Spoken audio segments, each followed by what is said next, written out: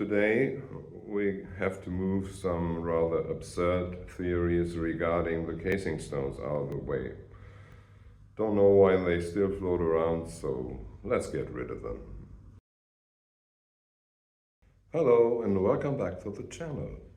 Those of you who are absolutely new to this channel, I highly recommend to watch the previous episode first, or you may have a hard time to fully understand the content of this episode. Let's start with some basic assumptions. Those of you who are already familiar with the building process may call them trivial or self-understood, but there are probably some viewers who are absolutely new to building pyramids, so I thought I'd mention them anyway, just to be sure.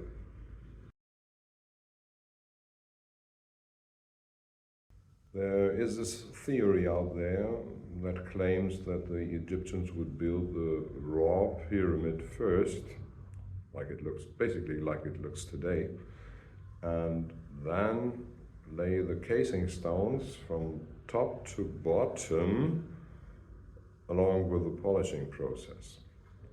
I will continue to call that a very stupid idea until somebody demonstrates to me how he puts a multi-ton stone under another multi-ton stone.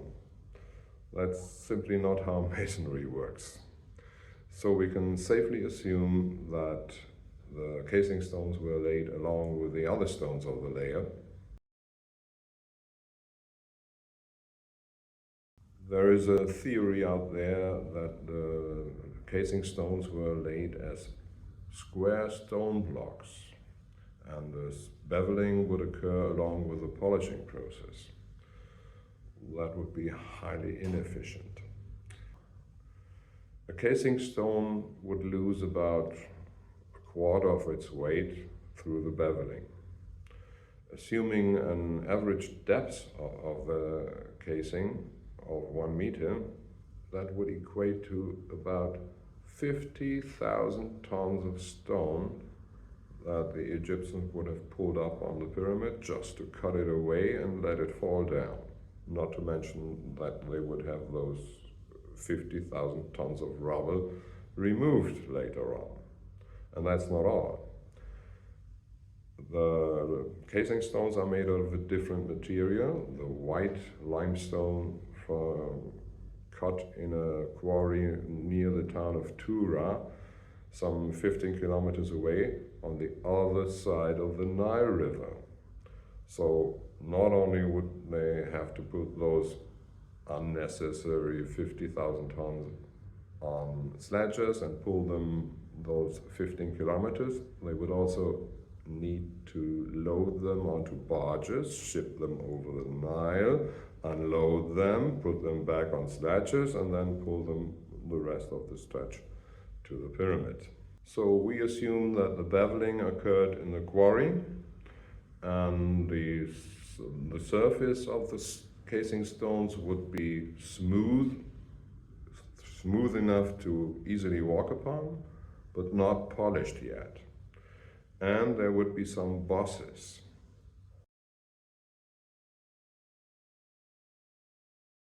Bosses are stone left standing on an otherwise even surface to facilitate certain things like levering or whatever. In our case, we need bosses to tie scaffolding to them. So when our casing stones come out of the quarry, they would look something like this.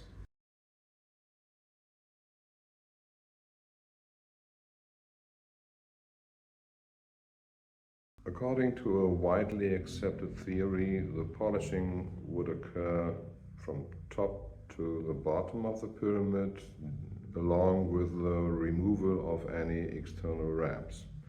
And that makes sense.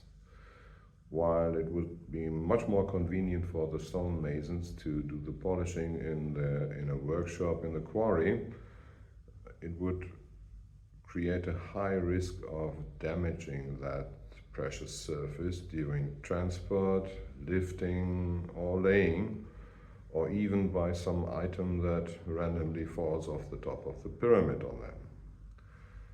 However, I only partially agree with that theory because I found a smarter and faster method. But that's a topic for another video.